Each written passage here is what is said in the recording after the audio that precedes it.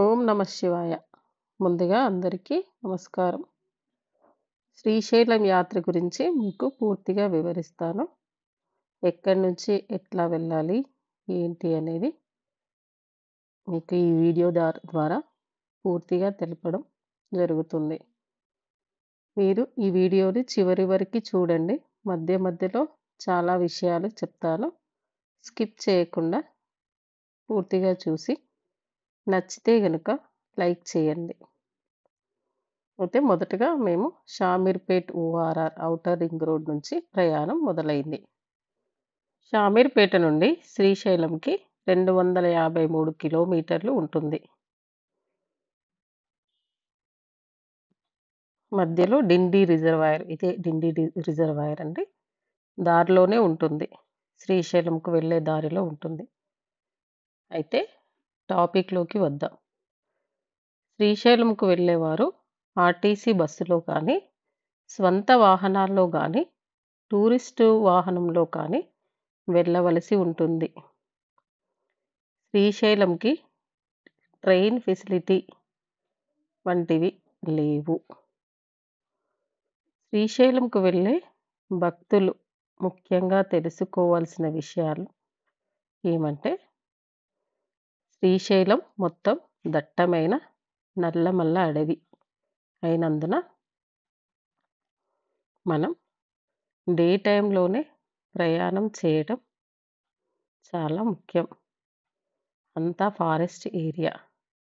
ఇక్కడ ఫారెస్ట్ ఏరియాలో మనకు వచ్చే రాత్రి 9 గంటలకి మన్ననూరు, తెలంగాణ నుంచి వెళ్ళేవారు మన్ననూరు చెక్‌పోస్ట్ వద్దే 9 గంటల తర్వాత ఆపివేస్తారు. తిరిగి ఉదయం 6 గంటల వరకి అలో చెయ్యరు. ఇది భక్తులు గమనించగలరు. ఇదంతా ఘాట్ రోడ్డు. అయితే మనం తెలుసుకోవాల్సింది ఏంటంటే, శ్రీశైలం దక్షిణ కాశీగా పిలుస్తారు. 12 జ్యోతిర్లింగాలలో రెండవది.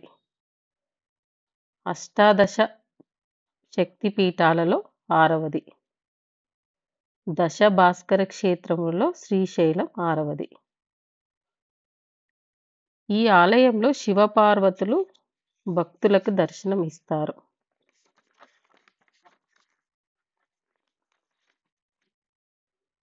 ఇదే మన్ననూరు చెక్‌పోస్ట్ నుంచి మనం శ్రీశైలం ఘాట్ రోడ్డులోకి ప్రయాణం చేస్తున్నాం. భక్తులు గమనించగలరు. నిర్మానుష్యంగా చాలా నీట్‌గా రోడ్లు చాలా బాగున్నాయి. భయపడాల్సిన పని లేదు. దేవుడి ఆజ్ఞ, కృప ఉంటే మనం క్షేమంగా వెళ్తాం. మనం అనుకున్న విధంగా గమ్యాన్ని చేరుస్తారు ఆ భగవంతుడు. శివునాజ్ఞ లేనిదే చీమైనా కుట్టదు అని అంటారే, ఇది పూర్తిగా నిజం. ఇలా ఘాట్ రోడ్‌లో చాలా సంతోషంగా, ఆహ్లాదంగా, మంచి ఈ ప్రకృతిని ఆస్వాదిస్తూ ప్రయాణం చేయవలసి ఉంటుంది. శ్రీశైలం యాత్రకు వచ్చిన వారందరూ అన్ని ప్రదేశాలు చూడటానికి ఎలా ప్లాన్ చేసుకోవాలి, ఎలా సమయం కుదుర్చుకోవాలి అనేది ఈ వీడియోలో పూర్తిగా వివరిస్తాను. వీడియోని మధ్యలో మంచి విషయాలు చెప్తాను. వీడియోను స్కిప్ చేయకుండా చివరి వరకు పూర్తిగా చూడండి. మీకు నచ్చితే ఒక లైక్ చేయండి. ఆ తర్వాత మనం శ్రీశైలం వెళ్ళే దారిలో ముందుగా సాక్షి గణపతి టెంపుల్ దర్శనం ఇస్తుంది. ముందుగా సాక్షి గణపతి టెంపుల్ని దర్శించుకోవాలి. ఎందుకు అంటే, సాక్షి గణపతి టెంపుల్కి ఒక ప్రత్యేకత ఉంది. ఇక్కడ గణపతి హాసిని రూపంలో కొలువై భక్తులకు దర్శనమిస్తాయి. సాక్షి గణపతి శ్రీశైలం యాత్రికులకు మొదటి సాక్షి. భక్తులు శ్రీశైల మహాక్షేత్రాన్ని సందర్శించినట్లు కైలాసంలో ఉన్న శివుని వద్ద సాక్ష్యం చెబుతాడు గనుక ఈ గణపతిని సాక్షి గణపతి అంటారు.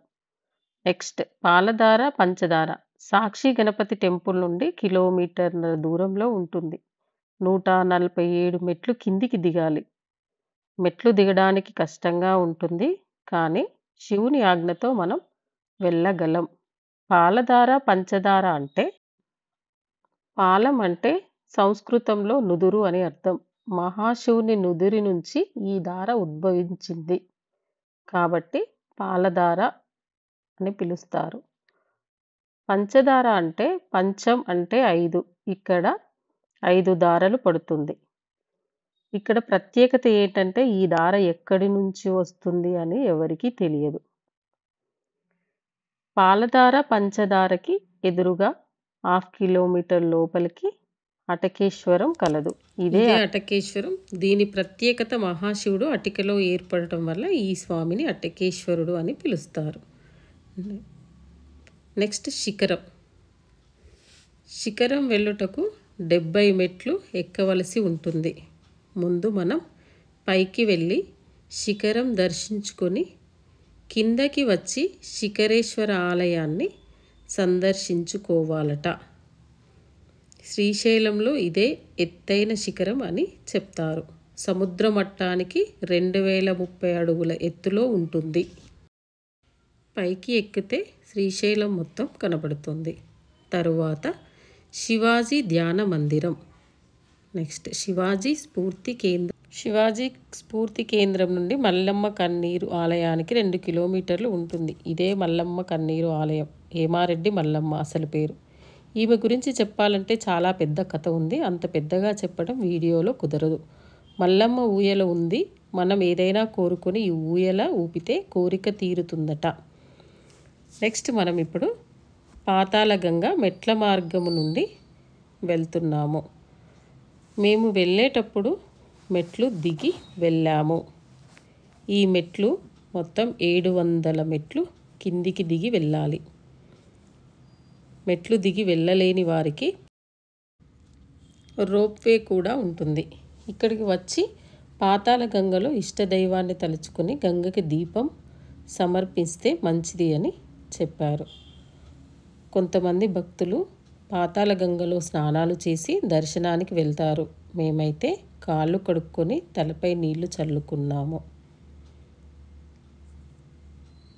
తర్వాత మేము తిరుగు ప్రయాణంలో రోప్వే ద్వారా వెళ్ళాము. ఈ రోప్వే ఛార్జెస్ ఒకరికి 80 రూపాయలు టికెట్ ఉంటుంది. ఒక్కసారి అయితే 60 రూపాయలు, అప్ అండ్ డౌన్ అయితే 80 రూపాయలు ఛార్జ్ చేస్తారు.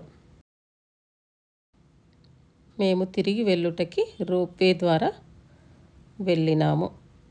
ఈ రోప్వే ద్వారా వెళ్ళుటకు చాలామంది క్యూ లైన్లో ఉన్నారు. ముందుగా టికెట్ తీసుకొని ఈ క్యూ లైన్లో నిల్చుంటే ఒక ట్రిప్కి 16 మందిని మాత్రమే పంపిస్తారు. వెళ్ళేవారు 16 మంది, వచ్చేవారు 16 మంది. ఒక్కొక్క క్యాబిన్లో 4 మెంబర్స్ని మాత్రమే కూర్చోబెడతారు. ఈ రోప్వే ద్వారా వెళ్ళేటప్పుడు శ్రీశైలం మొత్తం దట్టమైన అడవి కావడంతో ప్రకృతి చాలా అందంగా కనిపించింది. ఆకాశంలో తేలియాడుతున్నట్లు మంచి ఎక్స్పీరియన్స్, చాలా బాగుంది. నెక్స్ట్ పైకి చేరగానే వసతి గృహాలకి వచ్చాము. వసతి గృహాల గురించి మీకు తప్పకుండా తెలియాల్సిన విషయం ఏమంటే ఇక్కడ ప్రైవేట్ లాడ్జీలు ఉండవు, సత్రాలు మాత్రమే ఉంటాయి. ఇక్కడ కుల సత్రాల దగ్గరికి వెళ్ళి ఆధార్ కార్డు చూపించాలి. అందులో ఖాళీ ఉంటే ఇస్తారు. మా రూమ్ ఇదే. నెక్స్ట్ ఫ్రెష్ అయిన తర్వాత సాయంత్రం 6 గంటలకు శ్రీ భ్రమరాంబిక మల్లికార్జున స్వామి వారి దర్శనానికి గుడి ముందు 1,00,000 ఒత్తులు వెలిగించాను. తరువాత దర్శనానికి వెళ్ళాము. గుడిలో ఫోటోలు తీయరాదు, వీడియోలు తీయరాదు కనుక సెల్ ఫోన్లు డిపాజిట్ చేసి వెళ్ళవలసి ఉంటుంది. టెంపుల్ ముందు పూజారులు ఉంటారు. మన గోత్రం పైన స్వామివారికి పూజ చేసి మనం అక్కడ ముగ్గు వేసి 1,00,000 ఒత్తులు, కార్తీక మాసం వెళ్ళాం కనుక 1,00,000 ఒత్తులు స్వామివారికి సమర్పించుకొని వెలిగించడం జరిగింది. ఆ తర్వాత దర్శనం పూర్తి చేసుకుని తిరిగి రావటం జరిగింది. మీకు పూర్తి సమాచారాన్ని ఇచ్చిన అని అనిపిస్తే నా వీడియో మీకు నచ్చినట్లయితే లైక్ చేయండి. సబ్స్క్రైబ్ చేసుకొని వాళ్ళు ఎవరైనా ఉంటే దయచేసి సబ్స్క్రైబ్ చేసుకొని ఎంకరేజ్ చేయండి. మీరు స్ఫూర్తి. మాకు దర్శనం 1.5 గంటల సమయం పట్టింది. తిరిగి రూముకు వచ్చేసరికి అందులోనే భోజన సౌకర్యం కూడా ఉన్నది. ఈ వీడియో గనుక మీకు ఉపయోగపడుతుంది అని పూర్తిగా భావిస్తున్నాను. శ్రీశైల యాత్రికులకి మంచి సందేశాన్ని ఇచ్చినాను అని నాకు సంతోషం కలుగుతుంది. ఈ వీడియో పూర్తిగా చూసి సపోర్ట్ చేయగలరని, లైక్ చేయగలరని కోరుకుంటూ ముగిస్తున్నాను.